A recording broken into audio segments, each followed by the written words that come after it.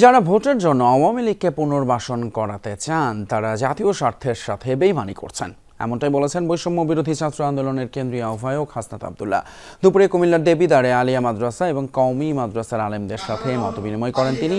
এ সময় হাসনাত আব্দুল্লাহ আরও বলেন, দীর্ঘ 16 বছর দেশের রাজনৈতিক দলগুলো অত্যাচার সহ্য করেছে, মামলার ভয়ে পালিয়ে বেরিয়েছেন অনেক নেতা। আওয়ামী লীগকে যারাই পুনর্বাসন করেছে, আওয়ামী লীগ ক্ষমতায় এসে তাদেরকেই হত্যা করেছে বলে মন্তব্য করেন হাসনাত। পরে তারুণ্যের ভাবনায় আগামী বাংলাদেশ শীর্ষক কর্মশালায় যোগ দিয়ে শতাধিক শিক্ষার্থীকে বই উপহার দেন হাসনাত আব্দুল্লাহ। বাংলাদেশের যেসব রাজনৈতিক দল রয়েছে, আপনাদের অবদান এই বাংলাদেশে হয় ফেসিবাদ থাকবে, না হয় আমরা থাকব। এই বাংলাদেশে হয় আওয়ামী লীগ থাকবে, না হয় আমরা থাকব। এই বাংলাদেশে যদি আওয়ামী লীগকে পুনর্বাসন করাইতে হয়, সেটা হচ্ছে আমাদের রক্তের উপর দিয়ে সেই পুনর্বাসন করাইতে হবে।